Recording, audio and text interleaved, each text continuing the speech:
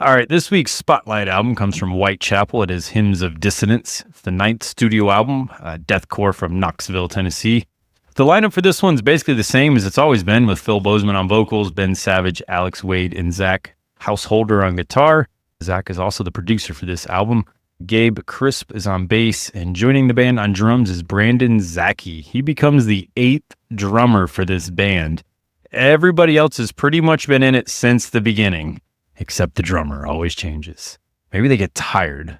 But this man, as you will find out in this album, is an absolute machine. It is 10 songs, 43 minutes. So it opens with Prisoner 666. And we have an ominous slow build into it, the way any great opener goes. Before Phil comes screaming in with the lyric, I bear the number 666. And he does it way cooler than I ever will. Blast beats, creepy riffs, and Phil sounding like a straight demon. Welcome to Hellfire and Brimstone. This shit brought a tear to my eye the first time I listened to it. It was probably like 4:30 in the morning on release Friday, and I popped this in, and it was just like, it made me so happy, man, waking up and hearing this. It's just pure, controlled, and calculated chaos leading into the title track. Oh, 100%, man. Like you said, that opening is super unsettling, and you just know what's coming, but you don't know when it's coming. And then you get that brief pause about a minute and 15 seconds in, and then that's when Phil comes in and says that line, that's got to be the opening for this tour. They got to play this song first. Every time. There's no way. Drop the banner down and they're behind it type of deal. Yeah, and he's just there. So, and it's cool because so much of this stuff has been done in metal as far as like lyrical content. Like he manages to bring in all of these cliche evil terms that we've heard over and over again, but it sounds sick as and I don't care, man. He's using terms like chapels burning and locusts swarming. I'm all about that. I don't care. I don't care how many times you've heard it before, man. That stuff's awesome. I think the other thing that separates Whitechapel from their contemporaries is the amount of groove that their music has. Yeah. Like parts of their music are essentially like a heavier version of Lamb of God. And I say that to say that like this music is way catchier than extreme metal has any business being. And I don't know how to explain it. You just need to listen to it because it's still got this like kind of bounce to it. Yes. This like, you just, even though it's like, it's extreme music, like it sounds insane, but if you actually dive into it, it's super catchy. I would say that this song would appeal to fans of Slipknot and Lamb of God if they dig into it. So if you're listening to this or you're watching this on video and you haven't listened to this band, start right here at track number 1 on this album. Dive in and just ride. Just buckle up. Just be ready because they don't slow down. The second track is the title track, Hymns of Dissonance. And this was also the second single, if I remember right. And that relentless onslaught just continues. Phil gets even deeper into the gutturals here. Absolutely sick riff coming in. There's evil pinches throughout that Dimebag would be proud of. That breakdown, that brings down the entire house. Holy. It's got such a massive feel to it. Like this track, this is the title track that perfectly embodies the brutal hell-like nature of this entire album. It is absolutely mean. I love it. Oh yeah, man. This is some of the most ignorant I heard in a while, man. Dude, like, holy. The breakdown is one of the best I've ever heard, honestly. And my understanding is that Phil actually sang those lyrics backwards to make them sound more evil. And that sounds crazy, dude. He goes into that almost like tongues type of voice, like in between the two tracks too, where it's like, man, it's just like, he's like, oh, you want heavy? I'm going to go heavy, and then I'm going to go heavier, and then I'm going to go heavier, and just wait, there's more. Yeah, hands down, one of the best title tracks that I've heard from any band. Oh, it's so good. Phil just said, hey, Will, thanks for keeping my seat warm, but I'll be taking this. It's crazy. I'm glad you brought that up. So I was thinking their tour last year with Lorna and Kubla Khan and Sanguisugabal kind of reignited them to, hey, let's go heavier again. You know what I mean? But I listened to that interview with Phil on the Nick Nocturnal show, or Nick Nocturnal podcast, whatever. Nick over there on YouTube, we all love him. But Phil said that this album was actually done about a year ago. Yeah. Before that tour ever even happened, they were on this path. So, well, and I think it probably had a lot to do with they're seeing all these bands blow up and do this just get huge off of this sound that they helped to cultivate from the start. They are. You know, they're one of the OGs, and they're probably like, you know what, guys, don't forget about us because we can do this too.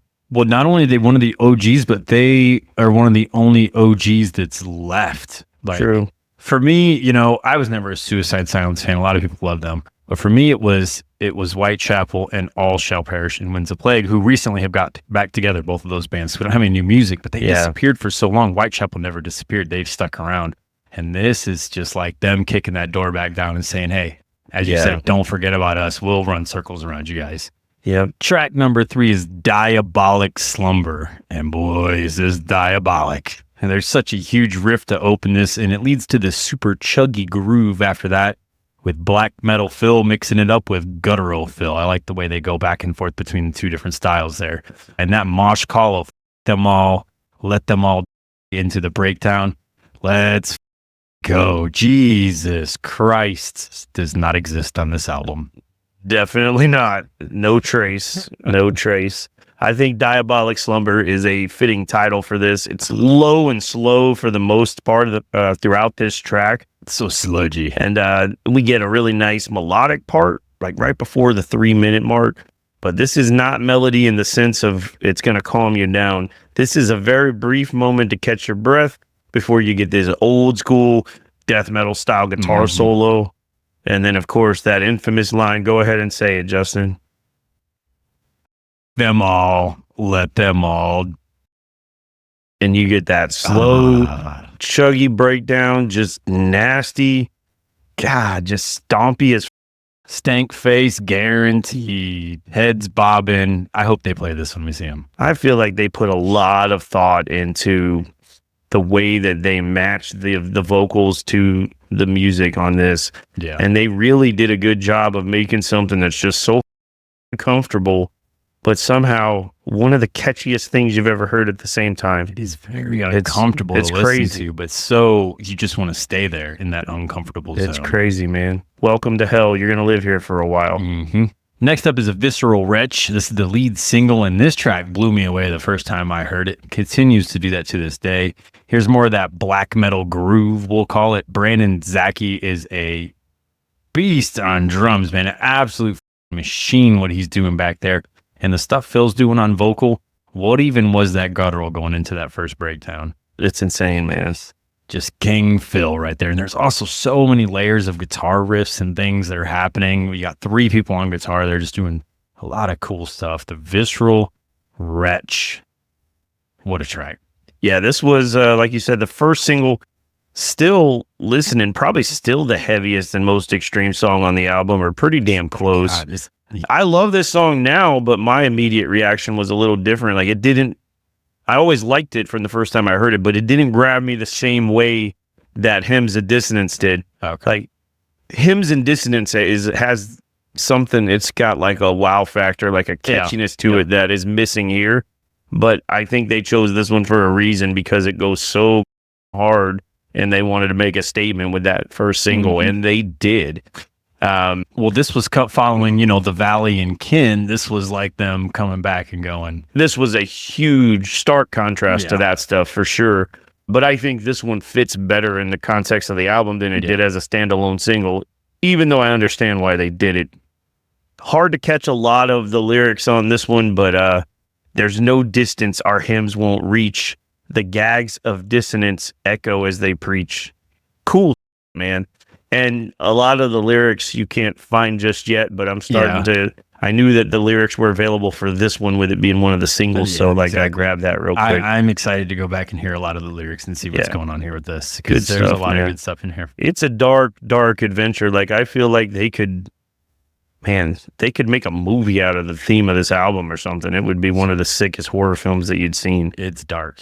X Infernus is next. After being pummeled for 4 straight tracks, we get a bit of a breather. But it's still very unsettling, almost hateful cult ritual going on. Oh, wait. That leads us into the next track, which is Hate Cult Ritual. Ex Infernus was more of just like an interlude leading into this. Yep. But I hope you took your breath when you could, because that's all you get. We hunt, we We feast, we conquer. We get right back into it. Little solos here and there throughout the madness. Just some evil ass riffing going on too. And Phil sounds a lot like Will here throughout this track, but in a good way. I mean, this is that dark Lorna sound right here. I love it. Some Willie Bow there, some Will Bows. At least on the vocals. Some Phil Ramos. The music has more groove than Lorna, though, you know? I actually really like Ex Infernus. I think it's a nice drum solo to kind of, like you said, it really builds the suspense. And you know, just, it's like, well, it's makes your skin crawl, though, because you know some shit's about to happen. Somebody's about to, you know what I mean? Like, oh, man. Yeah. Somebody's getting sacrificed. And Hate Call Ritual, I mean. Is this technically the third single? I think it is.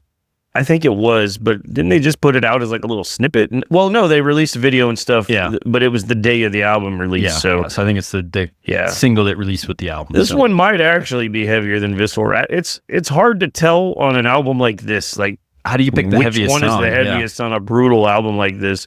But it was pretty cool getting a guitar solo less than a minute into the song. Yep, and then they bring it back later, and I don't remember if they do it 3 times, but they bring it at least twice in there. So, but yeah, some cool standout lyrics for sure. You already called out one part of it, but also we are disciples of hate, rage, and and then we get some nice demon riffing, as you describe it, as a nice little backdrop to some of the most vicious vocals I've ever heard from Philly Bow. Mock, burn, spit on the cross. This man is speaking my language. Oh, man. Yes. Good stuff. Good stuff. Evil stuff. Christians love this album. Yeah, man. My grandma likes it. I'll have to take that part out. My grandma's dead. The abysmal gospel follows. Wonder how they really feel.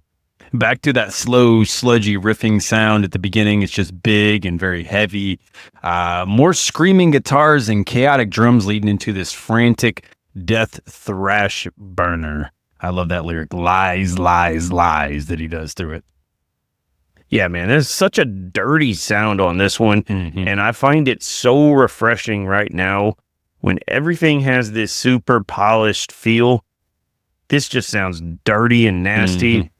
Very little core to be found on this song, just a whole ton of death. It's brutal. Lead guitars on this song, probably the best on the entire album. There's all kinds of cool little accents that you may miss if you're not paying attention. There's a beautiful guitar solo. Just some good old windmill-inducing death metal on this one. Absolutely love it. Bloom is next. I love the choppy bounce to this one. This has got to be the most groove on the album. I love that lyric, "You'll never be reborn." How many shots at religion does Phil have throughout this album? I love it, man. That big Amon Amarth style stompiness to this song. Yeah. And then, standout lyrics on this one for sure. "Look at me so I can see your dead eyes." Oh, gosh. And then, "Descend into the mouth of failure and doubt, your body forgot and never found." I don't make it sound nearly as cool as he does, but awesome song. All them deep gutturals with it and that screechy black metal and every other range that Phil's got throughout. This is good. Awesome song. Mammoth God is next. There's almost a peaceful opening to this, but of course that doesn't last very long. They open the gates of hell right back up real quick here. I mean, what else is there even to say on this album? There's uneasy riffs, blast beats, huge vocals from Phil. The solo is very different on this one than the rest of the album, and Phil's screech out of it is just intense. Then there's another solo to follow that. Come on now, man. This is good. I know it's probably going to piss some people off with all the Lamb of God comparisons, but you can just hear it though. Reminds me of like the song Vigil. Oh. It's got like that kind of vibe to start it out, you know, and then it's got it again. It's just packed with groove. Yeah. I understand some people might not like one of their favorite extreme bands being compared to Lamb of God, but this is what we do. Damn it! This song is just dark, heavy, uncomfortable. I am the Mammoth God. I am the Slayer of gods. Therefore, I should kill myself so I can collect all of their heads. And then another great solo to close this one out. These guys are here to make sure that all of the most angry and evil sides of metal stay firmly intact. And they're doing it, man. Oh, yeah. It's easy for this side of metal to get lost, and especially in all the modern metalcore right now, because it's such a different vibe than what metal has been in the past. And I'm all about having both sides of it, so I'm not hating on those bands. But when I want some old school, just evil, dark metal, this is what I want. This is it right here. This is it. So we're closing with Nothing Is Coming for Any of Us. They wrap it up with more insanity from the depths of hell. There's a very peaceful riff in the middle of all of this that plays through the chaos as they lead you into one more massive breakdown and to just some very clean, peaceful guitar work to close out this incredibly diabolic album. What'd you think, Jason? Yeah, man, what a closer. Cry out for God and beg for the end. No one can hear you scream. No one is coming for you. They are speaking to my cold, dead, atheist heart here. Mm-hmm. The solo here at the midpoint, though, creates this weird vibe because it sounds semi-hopeful for a second before Phil comes in and screams, "Nothing is real." And then, as you pointed out, Justin, we get this beautiful solo to close this thing out. It sounds like an old school epic G&R solo. They're telling a whole story and creating a vibe just with the guitar. Mm-hmm. Just colossal way to close this thing out. I mean, I don't know what else to say. Great, perfect closer. So what do you think of the album? So overall, I think Whitechapel had a very specific mission when they set out to make this album. They wanted to make metal terrifying and uncomfortable again. And to say that they succeeded here would be an immense understatement. Yeah. This album brings back everything that makes people afraid of heavy metal. Play this around your family or your neighbors. They're probably going to be afraid that you're going to summon a demon. And they might be right. Some points of this album, it definitely feels like that could happen at any moment, which means they were successful. What I will say, in my opinion, though, Whitechapel's never really missed for me. They don't have any albums I don't like. Some are better than others. But I love all the different eras of the band because they've done a lot of different things. And actually, I think that even the album Ken, which was kind of a divisive album for them, it's a masterpiece in my opinion. But that said, they delivered exactly what the fans wanted and exactly what the scene needed at this time with this album. For me, Hymns and Dissonance is a 6 out of 6. Ooh. Upside down pentagrams.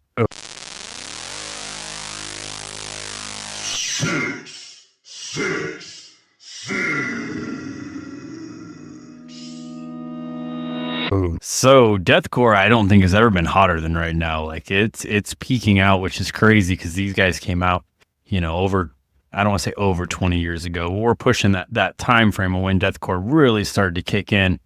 But these guys just came back and they took their throne. You said that, I want to say when Hymns of Dissonance came out, the track, not the album. Yeah.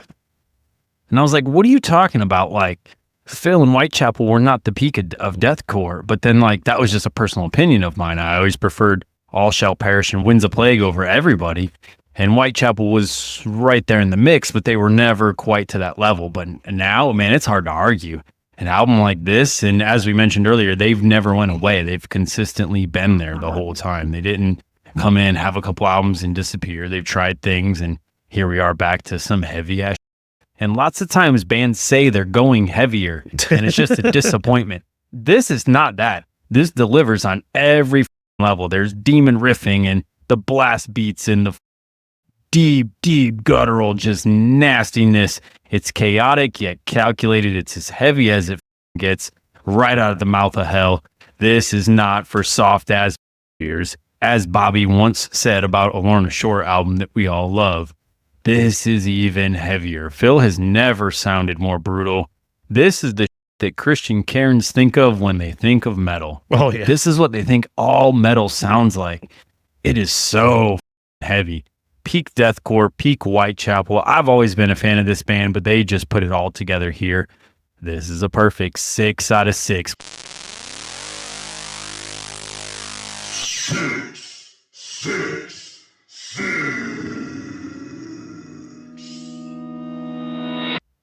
Now, Will and Alex, game on. You're up next. Let us know what you think of this album in the comments.